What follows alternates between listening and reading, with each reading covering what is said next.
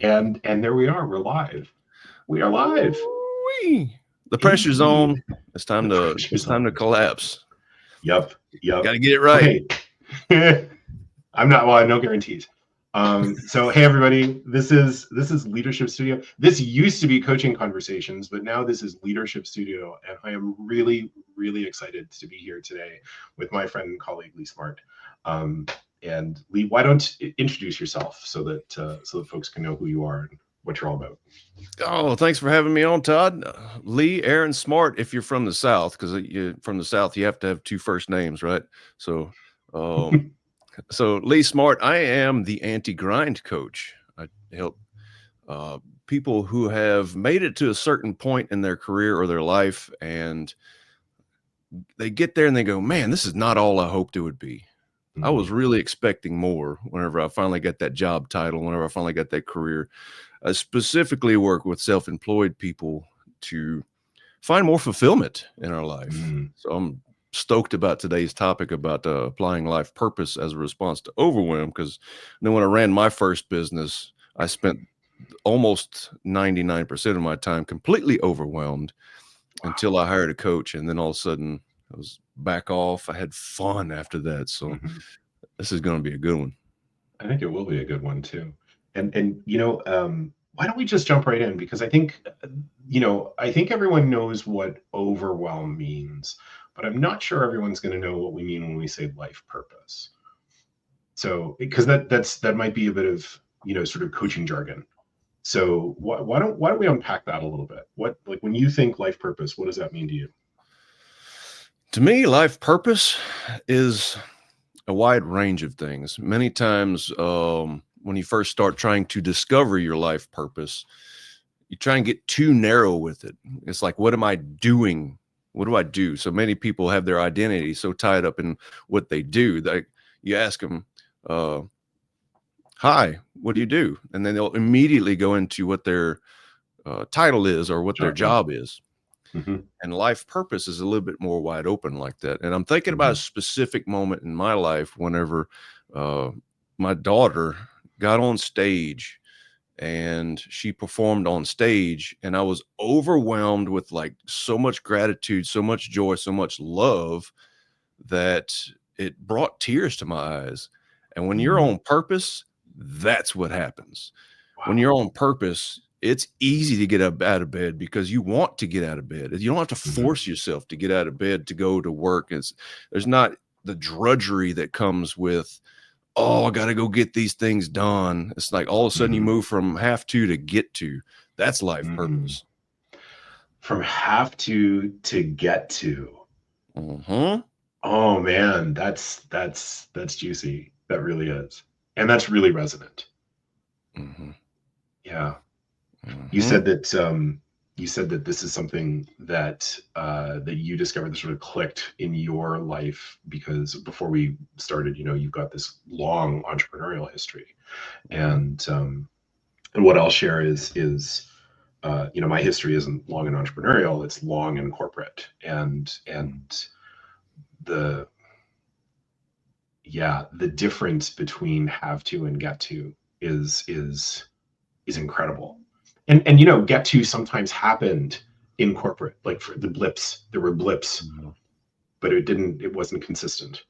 And you're right. I think the difference between the blips and the consistency was around sort of re-emerging or emerging, that life purpose of what am I here, what I'm actually here meant to do, meant to be. I like that. I like that a lot. How does it apply to overwhelm?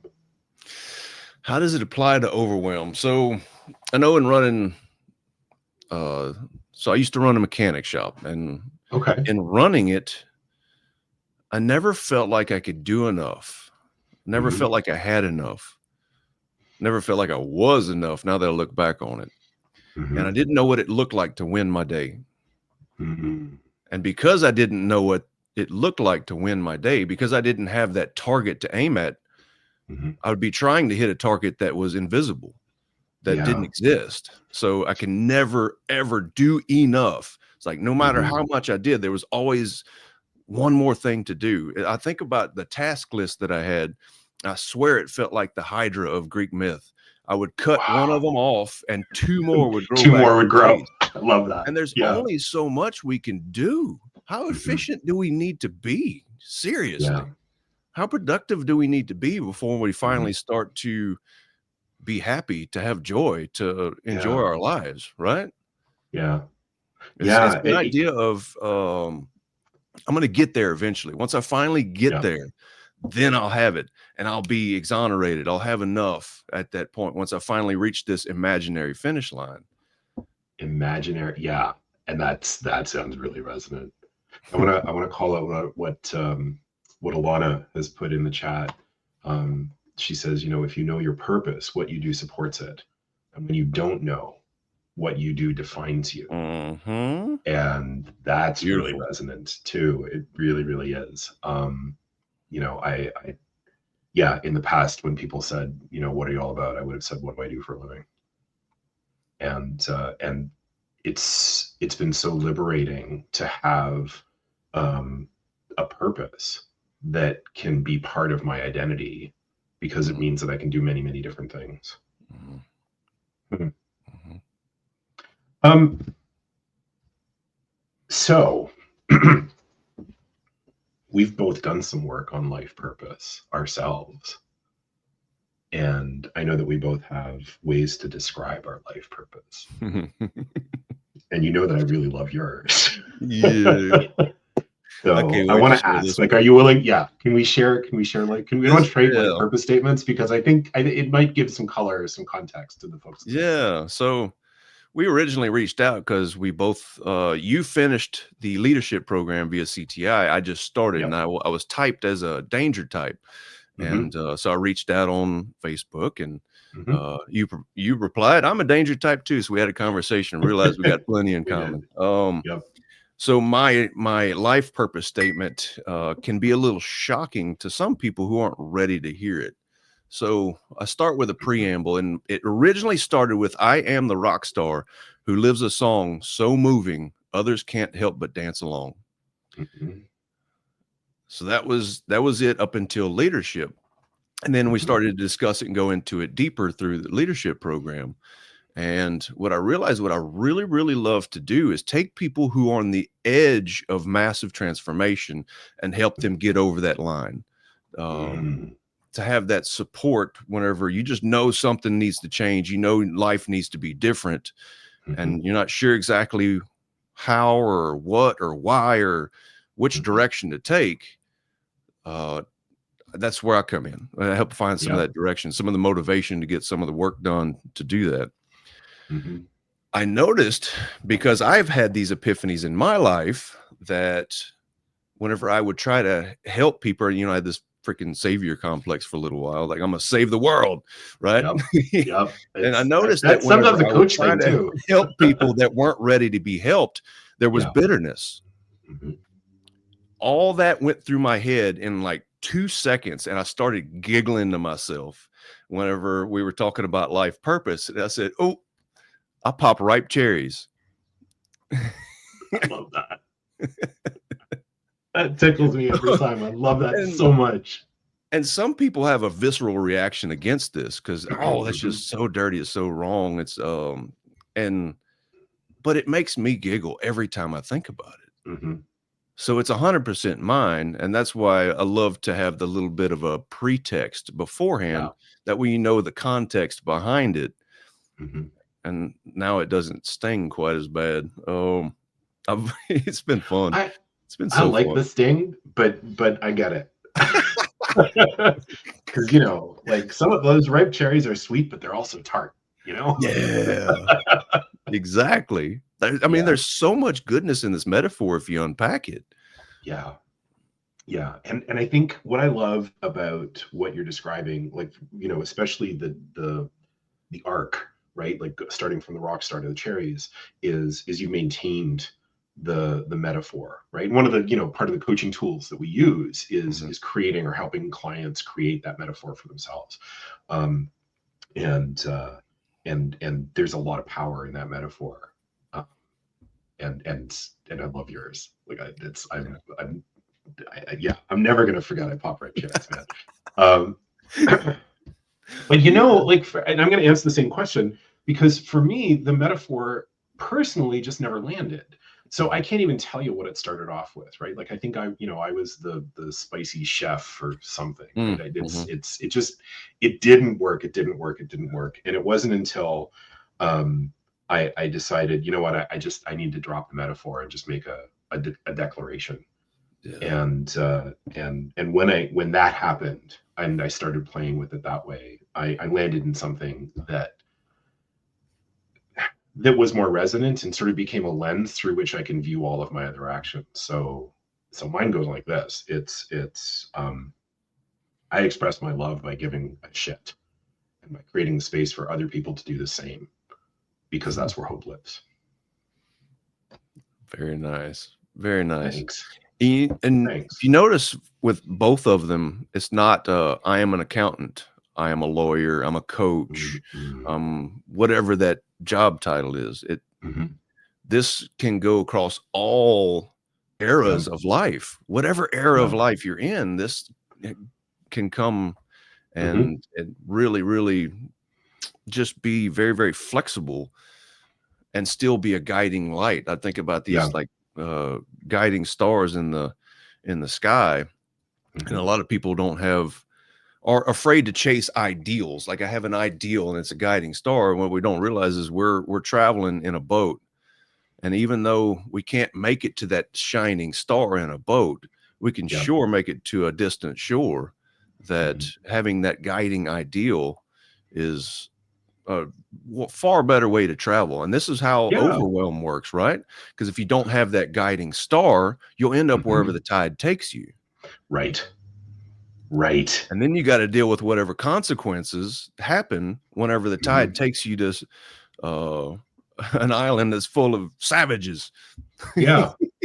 Yeah. Well, I mean, that's where burnout lives, right? Exactly. Like that's like, Exactly. ride the overwhelm train for too long and you land in a place where you can't correct it using action anymore. You have to correct it with rest and recuperation and palliative care.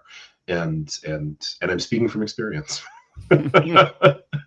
um so yeah, I think I love the idea of the North Star, because you're right, it's not just this isn't just something that we apply professionally, right? Like, my life purpose is the same whether I'm at work or whether I'm at home or whether I'm at the library or whether I'm at the community center or Mhm. any of the places that I find myself with other people. um and it really is like when something I'm about to do or something I've done feels gross, usually what I can do is I can apply it to that life purpose, and I can say, oh, Mhm. was I on purpose or was I off purpose?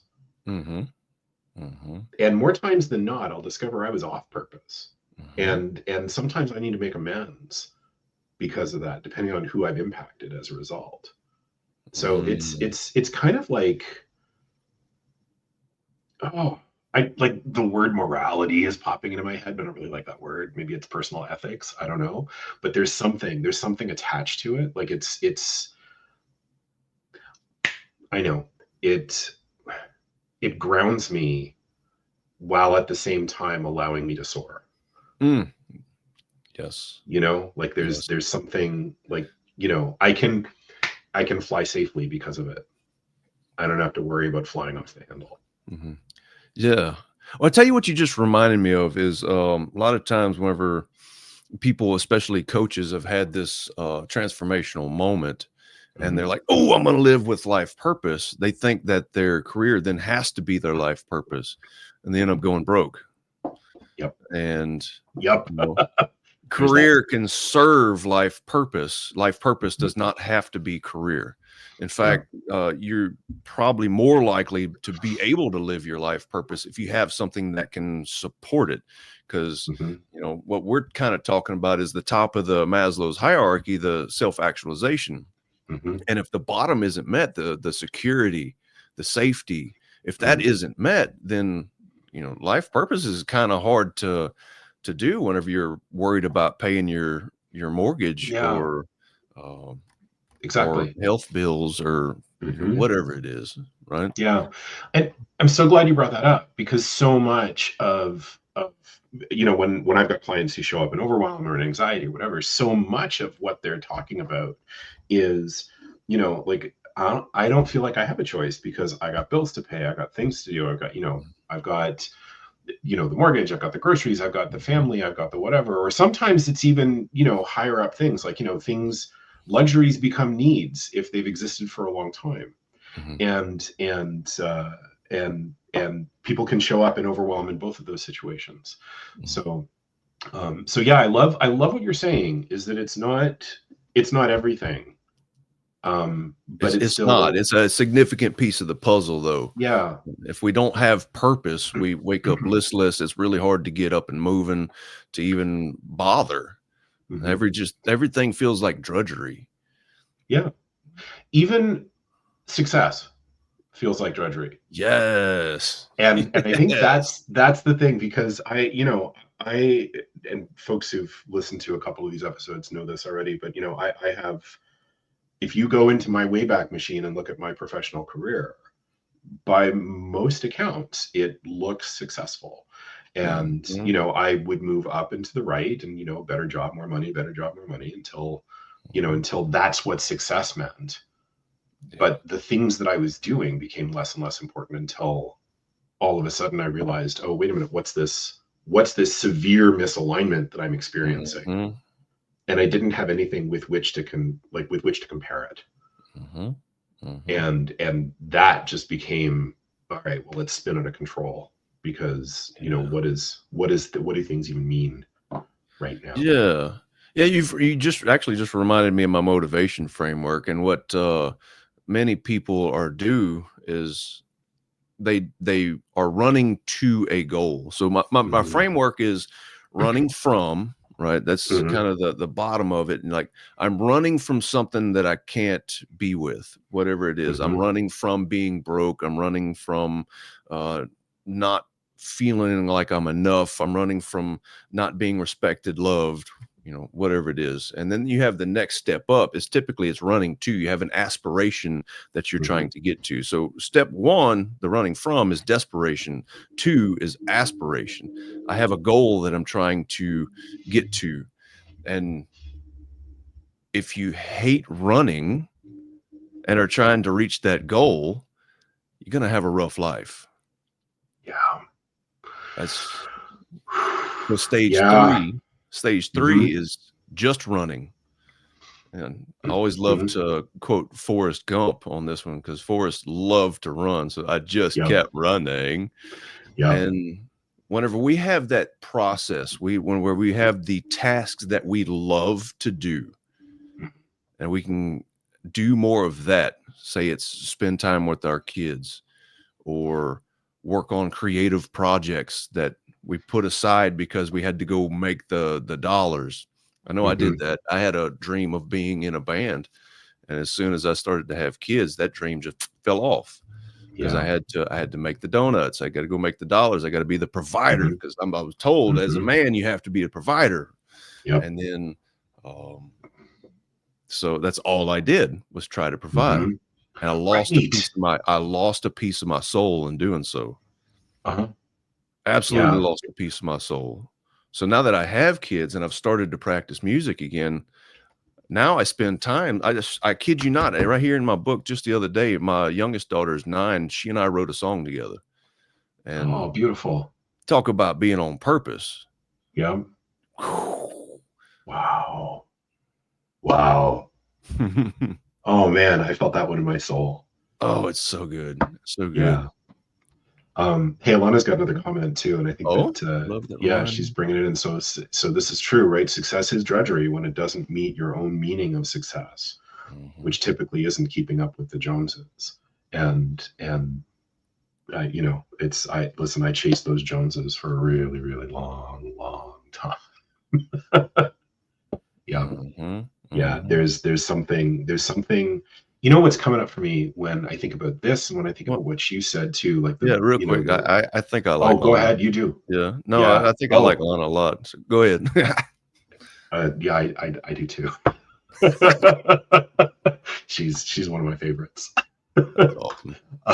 But yeah, like the thing that's popping up for me, um, with Alana, what you've just said, and also Lee, you know, your experience of writing music with your daughter, is something that actually just fell completely on my head. I had an idea what I was going to say, and now I've lost it. This is one of the cool things See, about look, being live. Beats me. it reminds me of Tenacious D. I did not mean to blow your mind, but that shit happens all the time. Lee, you blow my mind on the regular, and I love it. And I love it. Yeah, it's. I know what it is. Keeping up with the Joneses, right? Comparison. There's this space of comparison that Mhm. doesn't lead to like to where we're going, right? Actually does, for me anyway, led very firmly to overwhelm. And one of the things that life purpose has given me, or having sort of this anchor that I can hang on to, has been about I don't have to compare myself to anyone other than myself. Hmm. Like my life purpose, Hmm. that's my Hmm. life purpose, not your life purpose, not their life purpose, not sure her life purpose, Yeah, my buddy. life purpose. Hmm. It lives here. Yeah, I realized that whenever I was doing some powerlifting, Mm-hmm. and I realized that no matter how good I got, there was always going to be somebody better at something somewhere. Yep. If I became world champion at the squat, then somebody was going to be better at the deadlift. Yep. Somebody else was going to be better at the bench press, and I would never live up to whatever standards if I'm comparing myself to everybody else. Mm-hmm. So, what are the standards for what I'm good at? What I Yeah. want? What lights me up? I keep coming back to, like, when you know you're on purpose, when you feel it, whenever you have just these visceral reactions of, man, oh God, this moment was phenomenal. I've Mm-hmm. had one whenever I took a client, he and I went up, we climbed Emery Peak in dadgummit, forgot the name of the park all of a sudden. Big Bend National Park, Southwest Okay. Texas on the Mexican border. We Thank you for climbed letting me Emery know. Peak. Yeah. Yep. And it was a moment for him. It was very, very difficult for him to do that. It wouldn't be nearly as difficult now since we worked together for as long as we have got his health on track. But um, it was very difficult for him. So when we made it to the top, it was just this elational moment for him that he did something very difficult. And I made that same trek with my kids too. Mm-hmm. It's not an easy trek. You go up 3,500 feet. It's a 10 miles round trip. Wow. You go way up in the sky on Emery Peak. And Wow. doing that, I just remember taking my kids up there and watching them also Mm-hmm. find out what they're made out of, find out that they're capable of so much more than they ever thought they were. Mm-hmm. And I'll never forget those moments. It's just this moment of supreme, this is what I was put on this earth to do, is Mm-hmm. to help other people live their own song and to realize what they're capable of. Mm-hmm. Like, what more powerful thing could I possibly be doing with my life? For me. Yeah, and do you know what I love about that too, Lee? And I'm making up that there's something about coaches. There's something about coaches that has that altruism that, you know, I derive joy from seeing other people live on purpose as well.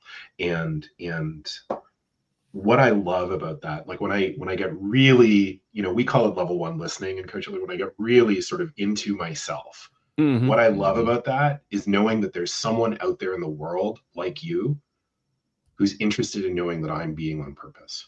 mhm, Like mhm. that's like you and I are separated by huge tracts of geography. We are nowhere near each other on this continent. Mhm. But there's something about knowing that you care Yeah. that lights me up. And I love that. Indeed. Yeah. Indeed, my man. That Yeah. hmm. It's it's so yeah, it's so interesting. And it's because you know what? The other thing too, like I can go back to overwhelm.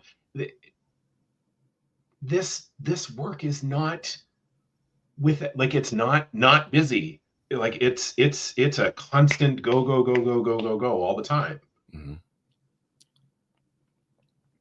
But through the lens of purpose, it's easier to do that. Yeah.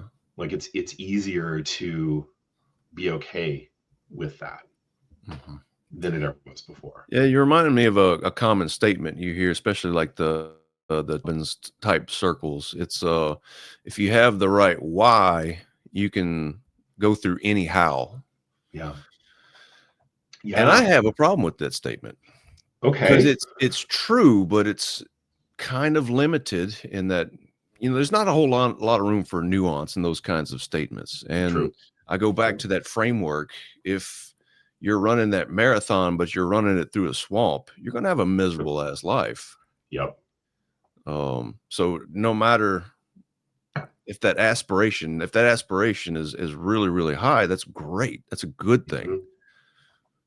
But then the process also needs to be a piece of it too. Yeah. I mean, you have to love your process, to love Running through the swamp. going through the swamp. If you Yeah. love to go through a swamp, by If all I means love do it. exactly. Yeah. Yeah. Just Yeah. I'll be in my boat. Same. Same. I ain't So running. listen, even climbing that mountain you were talking about just made my eyes real wide. That sounds like I'm glad you enjoy it. I really do. Oh man.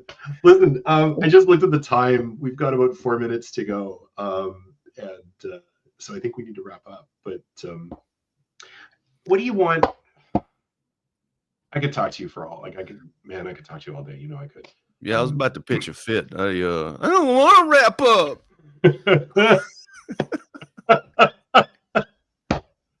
Oh man. I think I'm laughing more It's during not this one than I am fair. the other ones. It's exactly right. Exactly. We should be able to keep going. Listen, what's the takeaway? What do you want folks to take away from this conversation? Oh, alignment. You find your Mhm. alignment, then life significantly improves. It Mhm. does. That's going back to what we talked about. We move from have to get to, Yep. and it makes life better across the board. Mhm. So Yeah. I think that would be my It's one takeaway. yeah.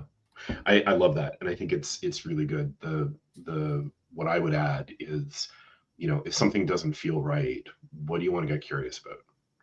What's Mhm. like? Is it possible? Like, do I know what I'm here for? Do I know what's important to me? And if I struggle with those things, then where could I apply some curiosity? Where could I take a step back?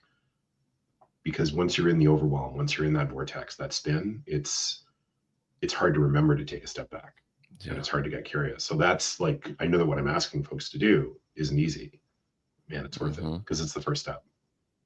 Yeah. Yeah. Thought about one other thing real fast Yeah. in that Go for it. if you're on purpose, difficult jobs that you don't care for can many times transform into something that you do enjoy. Mhm. So we can take Mhm. a shitty situation and make it a good situation by being Mhm. on purpose. So Yeah, I agree. yeah. I really agree, because I got to tell you, so I know we're supposed to wrap up, but like, if I think of my own life purpose and I think of applying, what would some of the really shitty jobs that I've had in my past have been like if I'd been able to apply that in Mm, those contexts, and how could I have been different? yep. And it's I and without regret, and just knowing that I discovered the things that I discovered when I was supposed to discover them, Mhm. um, it's an interesting thought exercise, I think. Something to journal about sometimes. It has been a Lee, pleasure, my friend. I am so, so glad that you agreed to come onto the show with me and to hang out and have this great conversation. You're Oh magnificent. shucks. Yeah, you really are. Listen, if folks want to get a hold of you, what's the best way for them to do that? Easiest way to do that is through my podcast. The podcast currently lives only on YouTube. It's called That's a Mhm. Great Point. Awesome. A couple of And wonderful co-hosts, and we have a great time. It's fun. So and I can't. I'm going to subscribe and I'm going to start listening. Um, and yeah. you know what, Lee? What we'll do is I'll put a link to that podcast in the comments on LinkedIn so that folks can just go there directly. And all my Awesome. information that you need to access me is in the show description. Fantastic. That's wonderful. And everyone, you know, I'm Todd Karges. You can get me at toddkarges.com or here on LinkedIn or on YouTube. And that's a wrap. Thank you very much. This has been the first episode of Leadership Studio. And I know, right? Yeah, I know, right? So I love that we've got a new name, and I love that you were here first. Thanks, Lee. Very nice. I'm honored. Thanks. Have a great day. I'm going to turn this off now.